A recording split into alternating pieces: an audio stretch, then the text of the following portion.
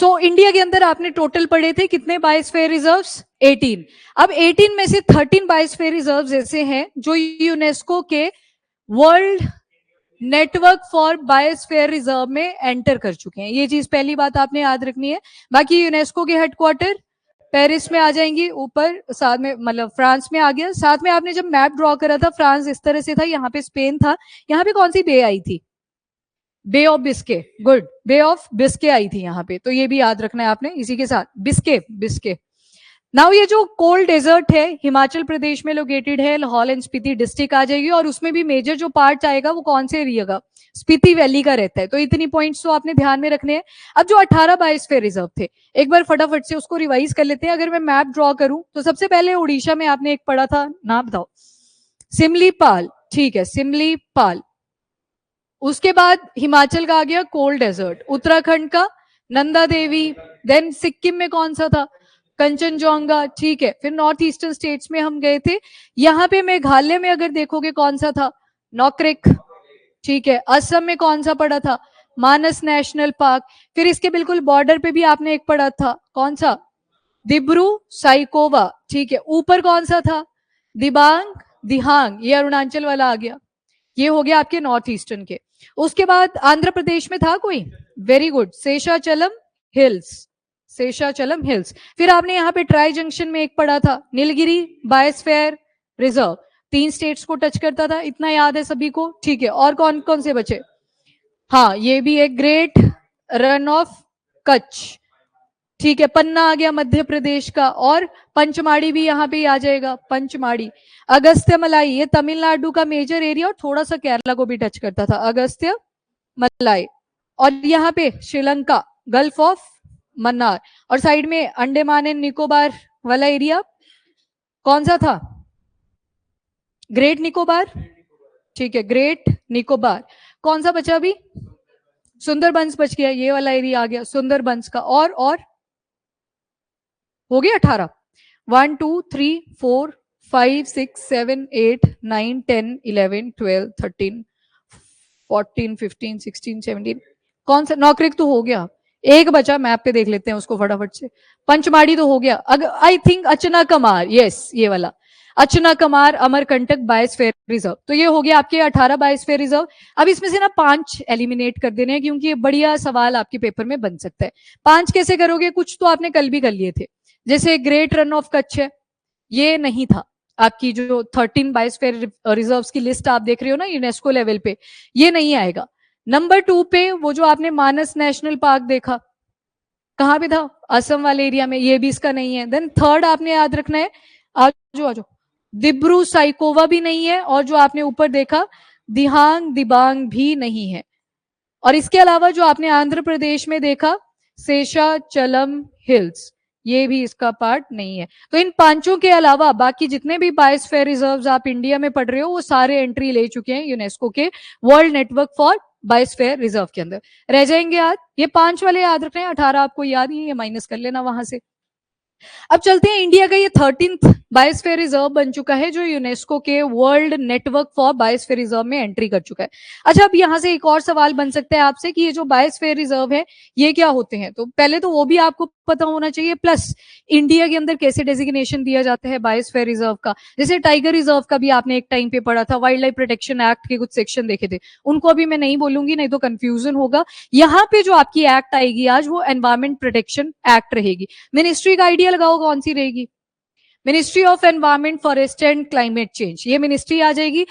कुछ डेजिग्नेशन के लिए रूल्स बने होंगे, तो क्राइटेरिया भी आपको ध्यान में रखना पड़ेगा। तो सबसे पहले तो बायोस्फीयर रिजर्व की आपकी टोटल 3 जोन्स आती हैं, ठीक है। 3 जोन्स, ये फॉरेस्ट की हमने बना दी किसी सर्टेन एरिया की, जहां पे आपको एंडेंजर्ड एंडेमिक स्पीशी मिलेगी। कल आपने स्नो लेपर्ड के बारे में सुना था, कोल्ड डेजर्ट का अगर एग्जाम्पल लें तो स्नो लेपर्ड एक फ्लैगशिप स्पीशी की तरह एक्ट करती है। फ्लैगशिप स्पीशी क्या होती है वो आगे बताती हूँ, पर मतलब उस एरिया से काफी ज्यादा कैरिस्मेटिक स्पीशी भी उसको बोल देते हैं, जीआई टैग भी उसको मिल रखा, हाँ जीआई टैग, हाँ यस। तो आइडेंटिफिकेशन आएगा, इंडिकेटर नहीं है, ठीक है। फिर उसके अलावा जो आपका स्नो लेपर्ड है, कंजर्वेशन में हेल्प कर रहा है, फूड चेन को मेंटेन करे हुआ है, तो ये सारे फीचर आपके फ्लैगशिप स्पीशी के आते हैं। अब ये जो 3 जोन्स हैं, यहाँ पे मेन स्ट्रीम आ जाएगी, यानी कि लोग वगैरह यहाँ पे रहते होंगे। तो मेन लैंड एरिया हम उस सेंस में बोल रहे हैं जहां पे कौन रह रहा है, ह्यूमन बीइंग्स। तो ह्यूमन बीइंग्स अपनी फार्मिंग वगैरह भी करते होंगे, और फिर स्कूल्स होंगे, बिल्डिंग्स होंगी, इस एरिया में सारी बनी होंगी। अब चलो इस तरफ देखो, पहला जो वर्ड आएगा दैट इज कोर। नाम से पता लग रहा है बिल्कुल सेंटर है किसी भी रिजर्व का, तो यहाँ पे सबसे ज्यादा प्रोटेक्शन प्रोवाइड करी जाएगी, स्ट्रिक्ट प्रोटेक्शन इस एरिया के अंदर आपको मिलेगी जो कोर वाला एरिया है।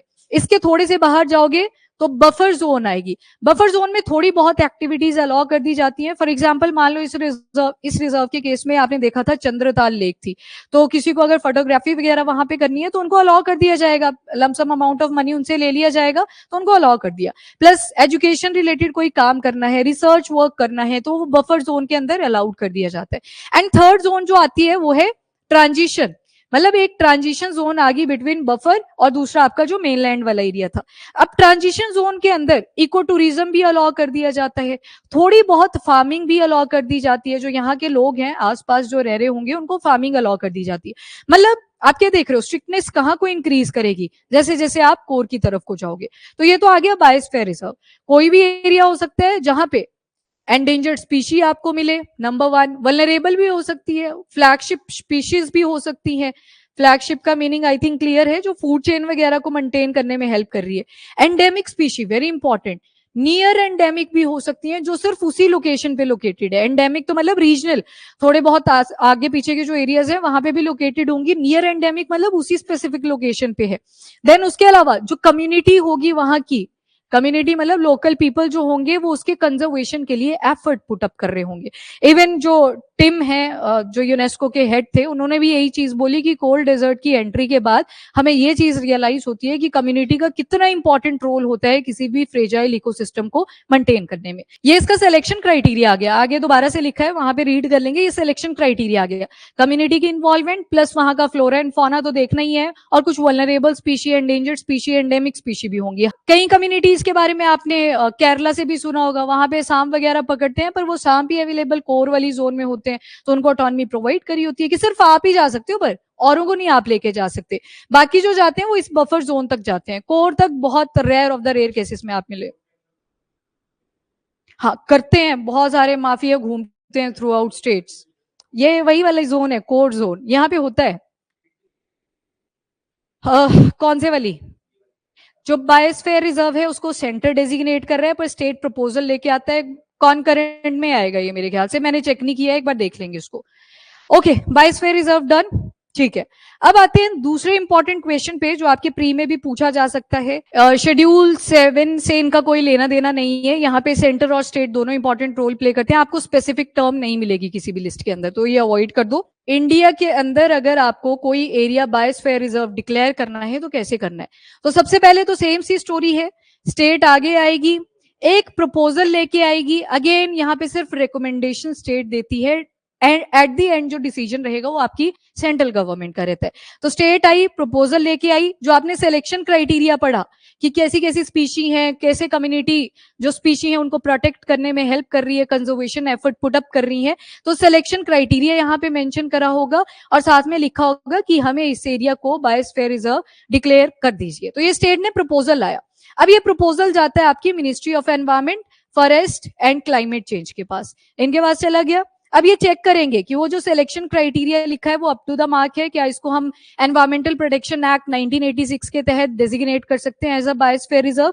तो अगर तो होगा यस, तो यहाँ पे लग जाएगी एक स्टैम्प, मतलब अप्रूव, कि ये वाला एरिया, जैसे मान लो कोल्ड डेजर्ट जब बना होगा, ईयर हिमाचल के लिए स्पेसिफिक है, बाकी स्टेट्स के लिए नहीं, तो जैसे इसको अप्रूवल मिला ministry of environment, forest and climate change के थ्रू, सेंट्रल गवर्नमेंट इसको नोटिफाई कर देगी कि हाँ जी ये जो एरिया है ये बायोस्फीयर रिजर्व हम डिक्लेयर करते हैं। कौन सी एक्ट के तहत? तो answer is environment protection act of 1986। चलो 1986। तो दैट्स हाउ ये पूरा का पूरा एरिया, बस वो जो सिलेक्शन क्राइटेरिया था वो मीटअप होना चाहिए। ये आया इंडिया के लेवल पे जब आप बायोस्फीयर रिजर्व को डिक्लेयर करते हो। अब इस एक्ट के अंदर भी अगर आप सेक्शन देखोगे तो कौन सा सेक्शन है? 3 क्लॉज 2 सब क्लॉज 5। अगर 3 भी याद रह जाता है मोर देन इनफ, इतना याद रख लेना एटलीस्ट। एनवायरमेंट प्रोटेक्शन एक्ट का सेक्शन 3 क्लॉज 2 सब क्लॉज 5। उसके बाद अब आते हैं इंटरनेशनल लेवल पे, जिसके ऊपर ये पूरा आर्टिकल बेस था। कौन सा बायोस्फीयर रिजर्व बना है? 13th। कौन कौन सी बॉडी पढ़ी आपने? यूनेस्को पढ़ी और इनका world network for biosphere reserve. और कौन से प्रोग्राम के अंदर लिस्टिंग करी जाती है? तो man and biosphere programme, map भी जिसको बोलते हैं, ये वाला याद रखना, मैन एंड बायोस्फीयर प्रोग्राम, इसके अंडर। अब यूनेस्को के पास कौन सबमिट करेगा रिपोर्ट को? तो ministry of environment, forest and climate change. जैसे इंडिया ने बोला कि हमारा जो कोल्ड डेजर्ट है हम चाहते हैं ये भी यूनेस्को की लिस्ट में एंट्री ले, तो इंडिया की जो मिनिस्ट्री होगी, ministry of environment, forest and climate change, तो यहाँ की जो इंटरनेशनल कोऑर्डिनेटिंग काउंसिल बैठती है, आईसीसी, इंटरनेशनल कोऑर्डिनेटिंग काउंसिल, जो बायोस्फीयर रिजर्व की एंट्रीज को पिकअप करती है, उनके पास सबमिट कर दिया जाएगा। दोबारा से ये क्या चेक करेंगे कि वो जो सिलेक्शन क्राइटेरिया था वो मीटअप हुआ या नहीं, अगर तो होगा तो अप्रूवल दे दिया जाता है।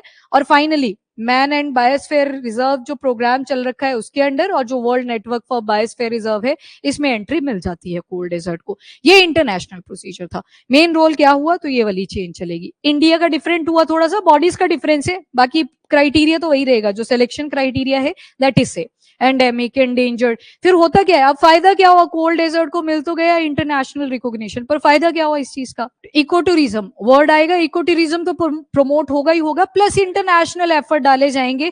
अब जब कभी भी ऐसे लगेगा किसी कंट्री को कि यहाँ पे कंजर्वेशन एफर्ट पुटअप नहीं करे जा रहे, तो वो याद करवाएंगे कि ये कौन सी लिस्ट में इंक्लूडेड है, तो यहाँ पे एक्स्ट्रा एफर्ट पुट करे जाएंगे उस कंट्री के द्वारा भी, और जो इंटरनेशनल हैं, जो यूनेस्को के साथ मेंबर्स हैं, उन कंट्रीज के द्वारा भी। लगे प्रोसीजर पता? ये कुछ इंपॉर्टेंट पॉइंट्स थे जो आपके प्री में पूछे जा सकते हैं। हाँ जी तुषार, इंटरनेशनल में कुछ नहीं हुआ, वहां पे अपनी कंट्री के अंदर कोई भी एरिया बायोस्फीयर रिजर्व डिक्लेयर हो चुका है, नेशनल पार्क हो सकता है, वाइल्ड लाइफ सेंचुरी हो सकती है, एनीथिंग, उसमें कोई भी चीज इंक्लूडेड होगी।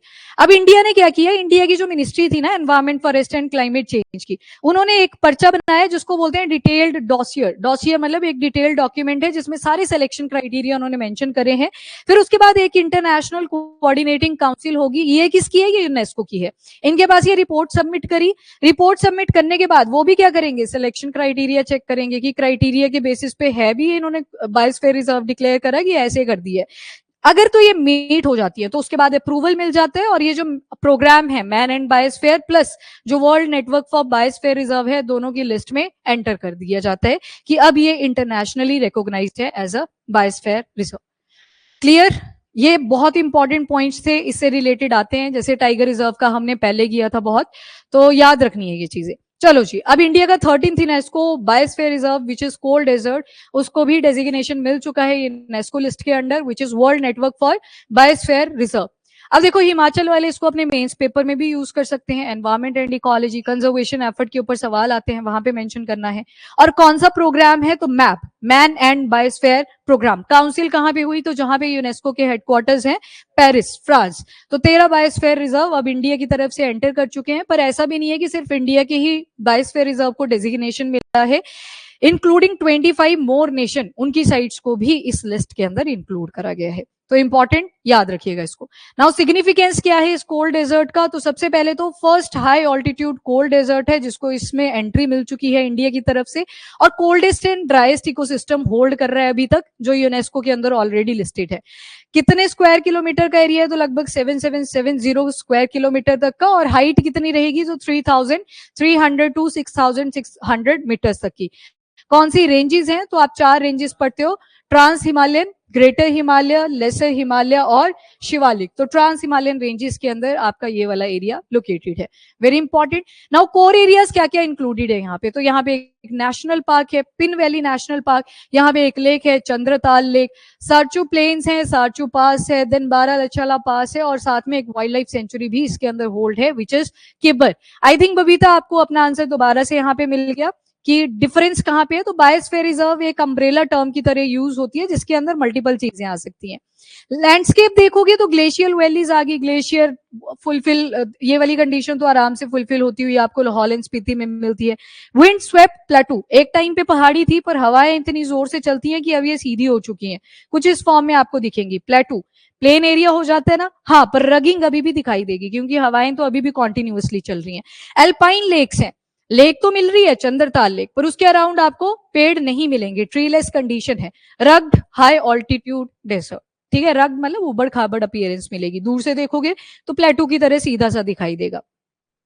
बायोडाइवर्सिटी बहुत सारी स्पीशी है, 732 के अराउंड स्पीशी आपको वेस्कुलर प्लांट्स की ही मिल जाती हैं। वेस्कुलर प्लांट मतलब जिनमें जाइलम एंड फ्लोएम प्रेजेंट होगा। तो देखो फ्लॉ फ की साउंड करता है तो फ्रूट याद रख लेना। तो जो भी प्लांट के अंदर फूड कैरी होता है वो फ्लोएम कैरी करते हैं, जो वाटर कैरी होता है वो जाइलम कैरी करते हैं।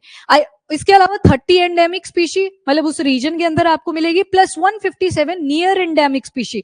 लाहौल एंड स्पीति के इर्द गिर्द ही आपको ये स्पीशी मिलेगी। 30 एंडेमिक मतलब हिमाचल के जो आप डिस्ट्रिक्ट देखते हो आगे वाले जो कुल्लू मनाली वाला एरिया है वहां पे भी आपको स्प्रेड होती हुई दिखाई देगी। And iconic wild life snow leopard आ गया, IUCN status is vulnerable. Himalayan ibex है, जैसे हिरण होता है उसी की तरह दिखाई देता है। वैसे आपकी ये जो ब्लू शीप है, ये साइड में पिक्चर लगी है blue sheep, Himalayan wolf, golden eagle, Himalayan snowcock, ये जो साइड में इमेज दिख रही है, तो ये सारी इंपॉर्टेंट स्पीशी आपको कोल्ड डेजर्ट में मिलती है। हाँ, अब वही बोला कि अगर तो वो कम्युनिटी के कल्चर के साथ एसोसिएटेड होगी तो वो जो जोन्स आपने पढ़ी उसके हिसाब से आपने एडजस्ट कर लेना है। वैसे हंटिंग बैन है अगर थ्रू आउट इंडिया देखो, पर फिर भी एज अ कल्चरल एक्टिविटी उसको प्रमोट करा जाता है। आंध्र प्रदेश में भी आपने सुना है फाइट्स करवाई जाती हैं, बुल फाइट्स के बारे में, कॉक फाइट्स आपने सुनी होंगी, तो ये अभी भी करवाई जाती है। हंटिंग वैसे बैन है, गेम्स करवाई जाती हैं, पर डेथ्स उनमें भी देखी गई हैं। तो ये डिपेंड करता है from one community to another. देखो जो वाइल्ड बोर्स है उनको वैसे भी कौन सी स्पीशी में इंक्लूड करा जाता है, तो नहीं लीस्ट कंसर्न, वो तो आईसीएन स्टेटस आ गया। ये बीमारियां कॉज करते हैं तो उस केस में मारा जा सकता है क्योंकि वहां पे ह्यूमन लाइफ को खतरा है, तो उनको तो अलाउ, तब तो फिर टाइगर भी अलाउड होता है ना उस टाइम पे। अगर ऐसी इमरजेंट सिचुएशन आती है कि ह्यूमन सोसाइटी के अंदर वो एंटर कर जाते हैं तो उस टाइम पे तो वो भी अलाउड होता है। नहीं, शौक के लिए नहीं कर सकते, वो चीज अब बंद है। हाँ हाँ, वाइल्ड बोर करते, वाइल्ड बोर क्या, नॉर्मल जो पिग्स होते हैं वो भी फसल को खराब करते हैं, पर उसके ऊपर फाइन आपको लगता है। जो पिग्स आती है, पिग्स वाली कैटेगरी, टर्म नहीं याद आई, एक टर्म यूज करी जाती है वाइल्ड बोर्स के लिए। ये आपके आगे अब टोटल 18 और 13 आगे यूनेस्को के world network for biosphere reserve. यहाँ पे सारी लिस्ट आपको दे दी है जो आपने पढ़ ली ऑलरेडी, 5 वाले अवॉइड कर देने, ठीक है, तो इनको याद रखना। बाकी वो जो चीज मैंने आपको स्टार्टिंग में समझाई वही सारी यहाँ पे लिखी हुई है। इसके बाद क्राइटेरिया क्या है, तो ये देख लो, रिच बायोडाइवर्सिटी होनी चाहिए, एंडेमिक एंडेंजर्ड स्पीशी अवेलेबल होनी चाहिए, बायोजियोग्राफिकल जोन्स बनी होनी चाहिए, जो 3 जोन्स आपने पढ़ी, core, buffer and transition. Traditional ecological knowledge होनी चाहिए, जैसे मेडिसिनल प्लांट्स, हर्ब्स आपको यहाँ पे मिलेंगे। देन कम्युनिटी पार्टिसिपेशन आपको मिलनी चाहिए, पोटेंशियल होना चाहिए फॉर द सस्टेनेबल डेवलपमेंट, और रिसर्च वर्क यहाँ पे चलता रहना चाहिए। तो ये सारा क्राइटेरिया आता है फॉर द सिलेक्शन। इंडिया में भी इंटरनेशनल लेवल पे भी यही वाला क्राइटेरिया फॉलो करा जाता है और उसके बेसिस पे सेपरेट डेजिग्नेशन दी जाती है। अब इसको अगर आप रीड करोगे तो गवर्नमेंट ऑफ इंडिया कैसे इसको डिक्लेयर करेगी कि ये एरिया बायोस्फीयर रिजर्व है या नहीं, तो सबसे पहले तो स्टेट क्या करेगी, एक प्रपोजल लेके आएगी, उसके ऊपर सारा सिलेक्शन क्राइटेरिया लिखा होगा। अगर ministry of environment, forest and climate change, जिसके पास ये प्रपोजल आया, उसको लगता है कि ये सिलेक्शन क्राइटेरिया को मीटअप कर रहे हैं, तो उसके बाद ये क्या करते हैं, अप्रूवल देते हैं। अप्रूवल के बाद सेंट्रल गवर्नमेंट आती है और सेंट्रल गवर्नमेंट क्या नोटिफाई कर देती है कि जो एनवायरमेंट प्रोटेक्शन एक्ट 1986 है उसके section number 3 clause 2 sub clause 5 के अंदर हम इसको डिक्लेयर करते हैं एज अ बायोस्फीयर रिजर्व। ये हो गया डेजिग्नेशन पैन इंडिया लेवल के ऊपर। देन आता है आपका इंटरनेशनल रिकॉग्निशन। कौन सी मिनिस्ट्री आएगी कंट्री की तरफ से, हम अपनी बात करेंगे ना सिर्फ यहाँ पे, तो हमारी ministry of environment, forest and climate change. उसके बाद ये लिस्ट पकड़ाएंगे किसके पास, जो इंटरनेशनल कोऑर्डिनेटिंग काउंसिल होगा, किसका है, तो वही मैप प्रोग्राम आ गया, मैन एंड बायोस्फीयर प्रोग्राम। वो भी क्या करेंगे, सिलेक्शन क्राइटेरिया को चेक करेंगे, अगर मीट करता है अप्रूवल देंगे। अप्रूवल के बाद जो world network for biosphere reserve है उसमें एंट्री मिल जाती है। तो अब हमें 13 ऐसे हमारे बायोस्फीयर रिजर्व हैं जो उसमें एंटर कर चुके हैं। ये वाले क्लियर है, वेरी इंपॉर्टेंट, ये आपके मेंस में भी पूछा जा सकता है, प्री में भी पूछा जा सकता है। ये देखो सबसे बड़ी बॉडी यहाँ पे आ जाएगी आपकी यूनेस्को। अब यूनेस्को तो हेरिटेज साइट को भी दिया जाता है, तो ये आ गई आपकी अम्ब्रेला टर्म। उसके बाद आपने पढ़ा world network for biosphere reserve. अब इसी के अंडर प्रोग्राम चलाया है मैन एंड बायोस्फीयर प्रोग्राम, तो ये एक बॉडी बन गई। वैसे यूनेस्को हेरिटेज साइट का दर्जा दिया जाता है बहुत सी लोकेशन को। अब इसमें भी डिवाइड कर दिया, टेंजिबल, इनटेंजिबल।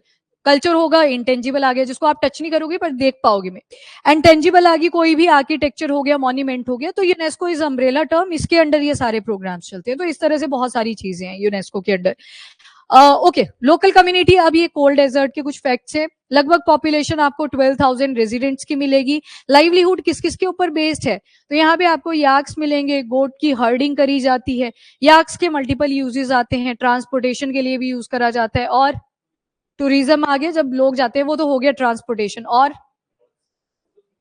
फोटोज हो गए, ठीक है, हाँ एक फोटो खींची 50 रुपए की, वो बेच दी, दैट इज गुड।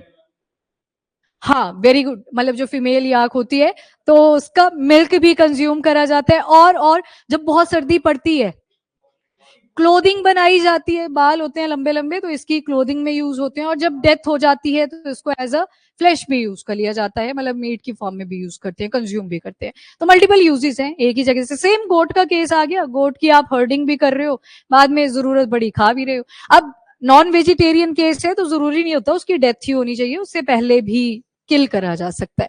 चलो जी, ओहो नवरात्रि चल रही है, सॉरी। स्मॉल स्केल फार्मिंग भी यहाँ पे अलाउड है। Then traditional Tibetan medicine, very important, बहुत सी हर्ब्स और श्रब्स आपको यहाँ पे मिलती हैं। और बाकी मोनेस्टिक ट्रेडिशन तो यहाँ पे चलता ही है, बुद्धिज्म है, मोनेस्ट्री आपकी आ जाएंगी।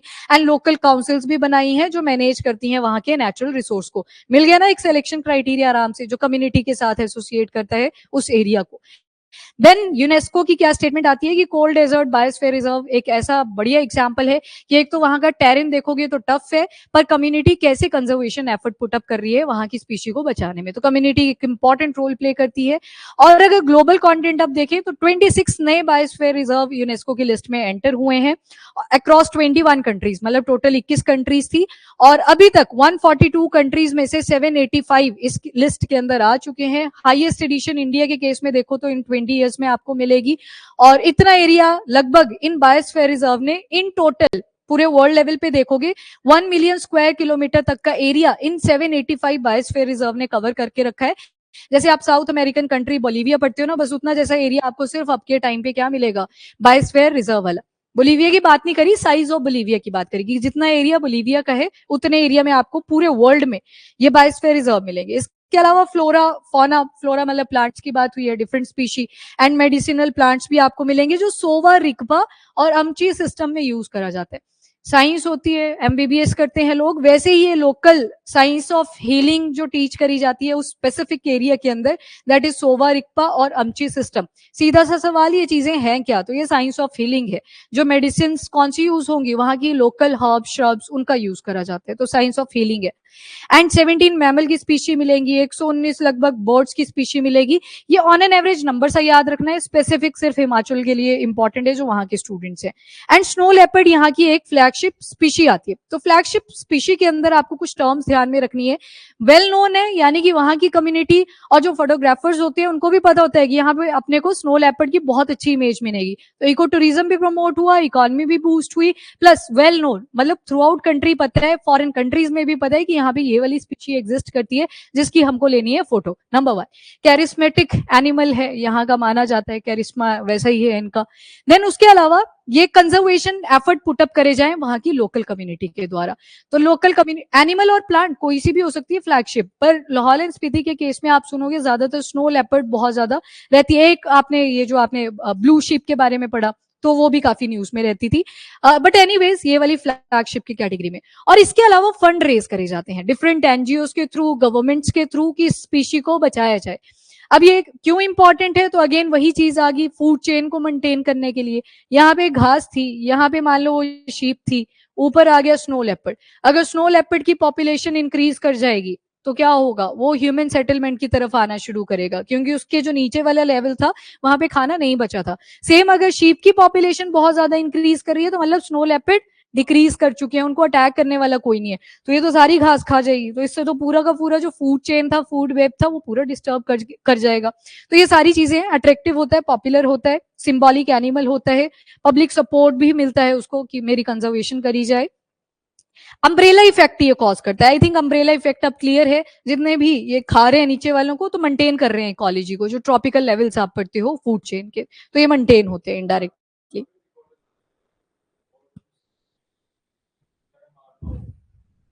किया जाता है ये भी, हाँ ये चीज करी जाती है।